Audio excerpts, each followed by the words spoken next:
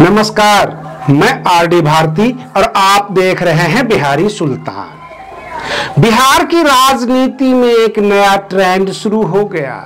आज राहुल गांधी जी बिहार के बेगूसराय में आ चुके हैं और सवाल ये उठता है कि अरविंद केजरीवाल वाली राजनीति क्या राहुल गांधी जी करने वाले हैं? जब अरविंद केजरीवाल जो दिल्ली के पूर्व मुख्यमंत्री थे, उन्होंने अपनी पार्टी का नाम रखा था आम आदमी पार्टी, तो उसका शॉर्ट होता था आप, और लोग आपस में बातचीत के दरमियान जब आप कहते थे तो झिझकते थे, कहीं हम आम आदमी पार्टी की प्रचार तो नहीं कर रहे हैं।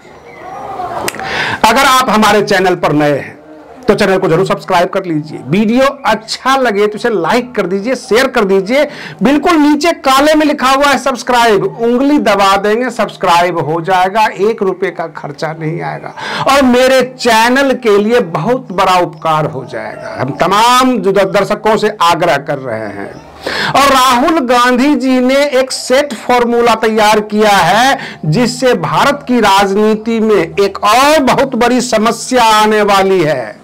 जो बेगूसराय के सांसद गिरिराज सिंह हैं, वो तिलमिला उठे हैं। उन्होंने कहा कि सारी बात सही है, लेकिन ये व्हाइट शर्ट यानी सफेद शर्ट का क्या मामला है, सफेद टी शर्ट का? कहीं ऐसा तो नहीं है सबके सब सफेद टी शर्ट और सफेद शर्ट पहन के प्रायश्चित करने जा रहे हैं? तो उनको चाहिए सिमरिया घाट गंगा में जाकर गोबर बालू लेकर, गंगा जल लेकर उसको पिए और प्रायश्चित करें कि 60 साल से हमने देश को बर्बाद कर दिया। ये कहना है सांसद गिरिराज सिंह का।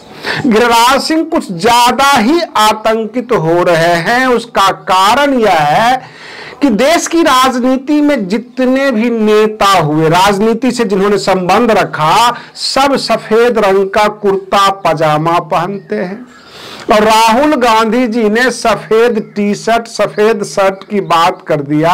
अगर बिहार के बेगूसराय में आज की तारीख में कोई सफेद कपड़ा में नजर आएगा तो भाजपा वाले उसे कांग्रेसी समझ बैठेंगे, बात करने में झिझकेंगे।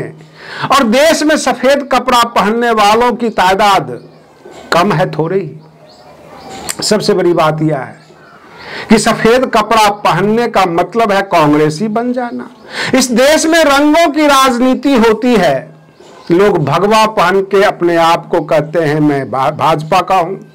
लोग नीला गमछा डालते हैं और ये कहते हैं हम बहुजन समाज का हूं। लोग हरा गमछा डालते हैं, कहते हैं हम आरजेडी वाले हैं। ऐसे जदयू वाले भी हरा झंडा, हरा जो है गमछा रखते हैं। तो बहुत सारे लोग हैं। और हरा गमछा का मतलब किसान भी होता है, किसान आंदोलन वाले भी हरा गमछा डालते हैं। तो रंगों की राजनीति हो रही है।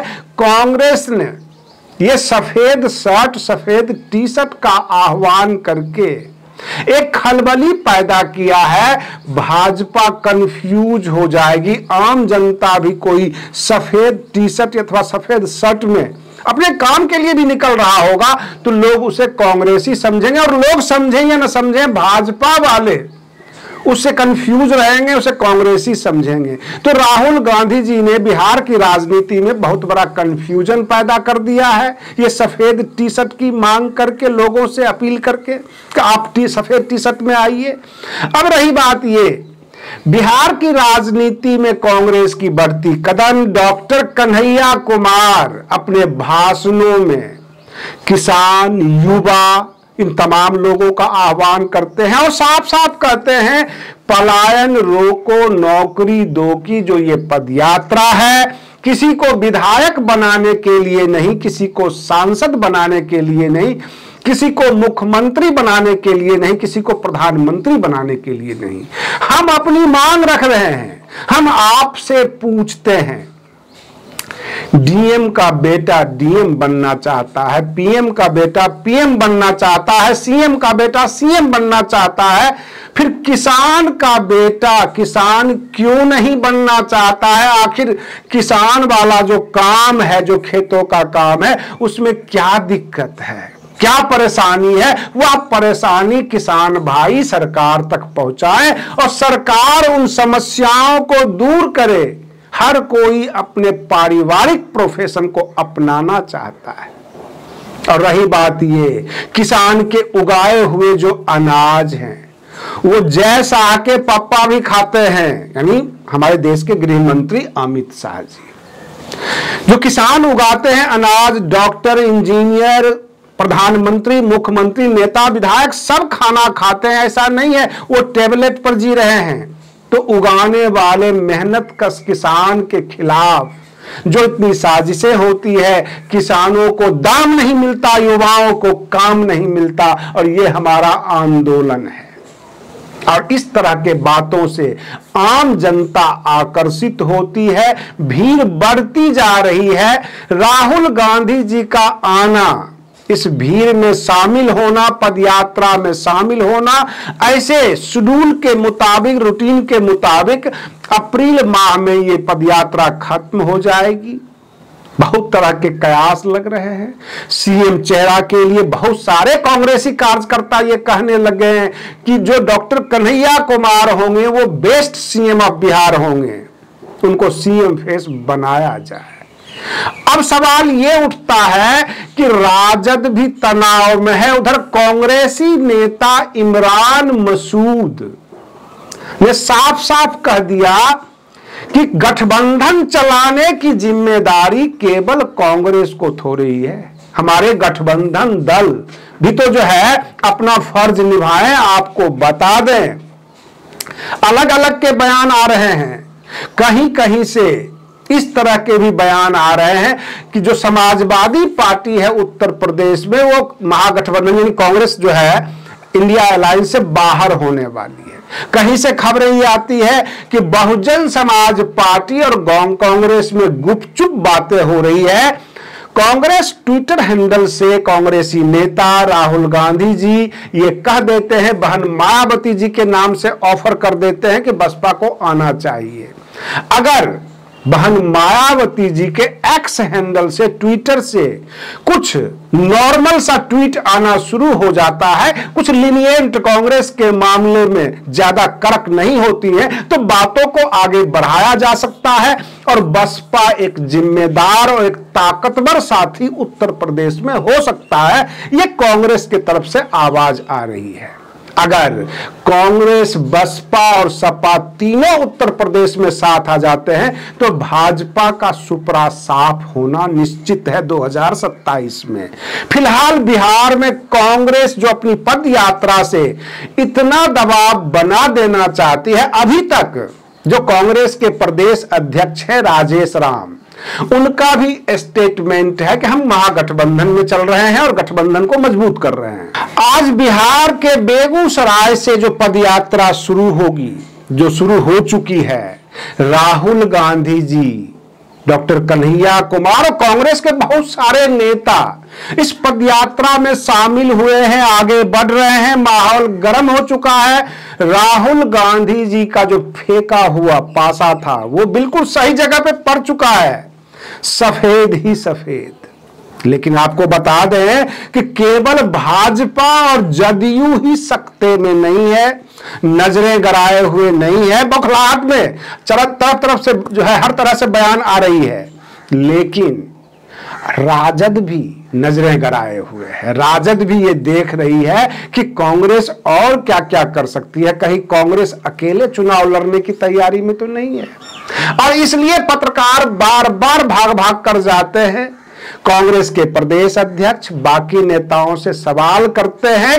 पत्रकारों की यह उम्मीद होती है कहीं से एक आवाज आ जाए कि कांग्रेस अकेले चुनाव लड़ रही है। पूरे बिहार में माहौल कुछ इस तरह का बन गया है, तो पत्रकार इसी आशा और उम्मीद से कांग्रेस के पदाधिकारी, कांग्रेस के वरिष्ठ नेता से सवाल करते हैं और वो घुमा फिरा के अपनी ताकत तो बढ़ा ही रहे हैं, सड़कों पे उतर ही गए हैं, लेकिन घुमा फिरा के ये कह देते हैं कि हम महागठबंधन का हिस्सा है।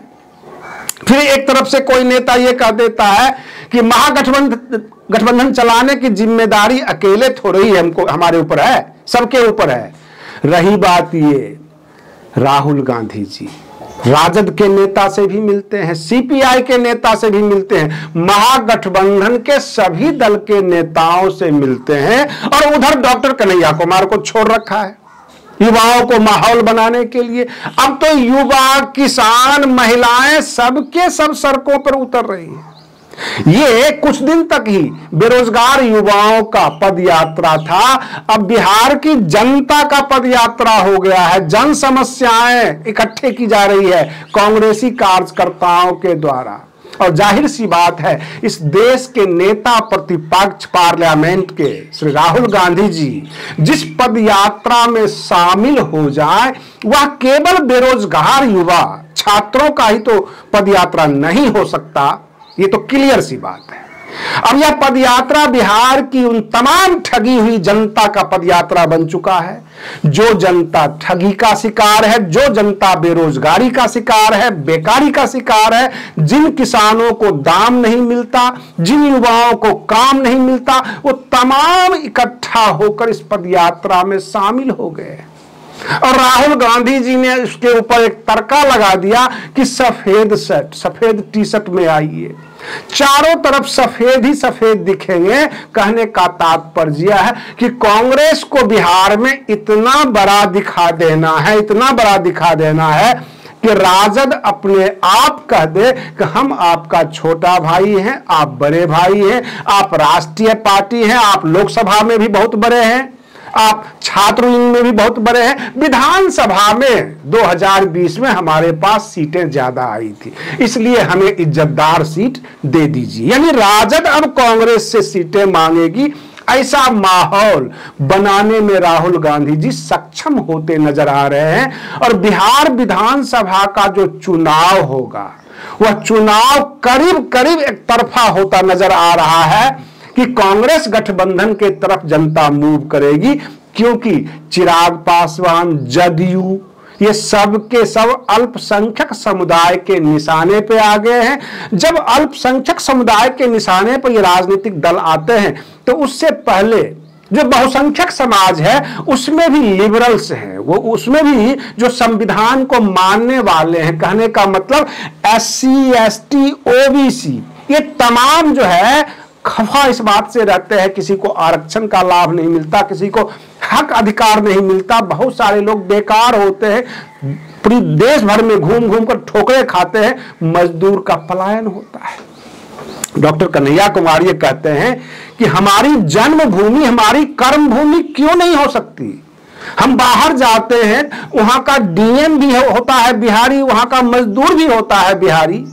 तो जब सब कुछ बिहारी होता है तो बिहार में क्यों नहीं हमारा जो जन्मभूमि है वो कर्म भूमि में क्यों नहीं तब्दील हो सकता है?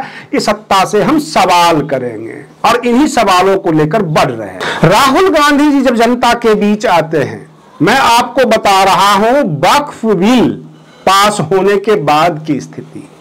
कांग्रेस पार्टी ने यह सोच रखा था कि हम वक्फ बिल का खिलाफ करेंगे, विरोध करेंगे, और हमारे पास राज्यसभा में 81 मत पड़ेगा, 81। यह अनुमान था मल्लिकार्जुन खड़गे, राहुल गांधी जी का, लेकिन मत पड़ गए 95। ये आश्चर्य में पड़ गए कि 14 सांसद कहां से आ गए हमारे साथ, यानी कांग्रेस बढ़त में है। और सबसे बड़ी बात यह है, देश के 5 नेता बर्बाद होने जा रहे हैं, बर्बादी के कगार पे आ गए हैं। नीतीश कुमार, चंद्रबाबू नायडू, जयंत चौधरी, और सबसे बड़ी बात यह है कि चिराग पासवान, उधर अजीत पवार का भी नाम आ गया है। सबके पास सेकुलर वोट हुआ करता था, जो अब नहीं है, इनके खिलाफ हो गए। जगह जगह पुतला फूका जा रहा है। रही बात ये, हम अपने दर्शकों से ये कहना चाहते हैं, हम आपके लिए बेहतरीन टॉपिक, बिल्कुल सटीक न्यूज लेकर आते हैं। आप वीडियो तो देखते हैं, सब्सक्राइब नहीं करते, इसीलिए बार बार अपील करना पड़ता है अपने दर्शकों से कि नीचे काले में सब्सक्राइब लिखा हुआ है, उंगली दबाएंगे, सब्सक्राइब हो जाएगा, मेरा मनोबल बढ़ जाएगा कि देश में राजनीतिक बदलाव हो रहा है। जो राहुल गांधी जी आंकड़े भी दिखाते हैं, और ये जो रोजगार की गारंटी वाली बात है, उसमें वो वैकेंसी भी बताते हैं कितना पद वैकेंट है। बस ये सोई हुई जो सरकार है, वर्तमान सत्ता है, युवाओं को कुछ देना नहीं चाहती, किसानों को कुछ देना नहीं चाहती, और यह समझाने में कांग्रेस पार्टी अब कामयाब होती नजर आ रही है। आज के लिए बस इतना ही। आप बने रहिए बिहारी सुल्तान चैनल पर। हम फिर मिलते हैं अगले वीडियो में। तब तक के लिए धन्यवाद।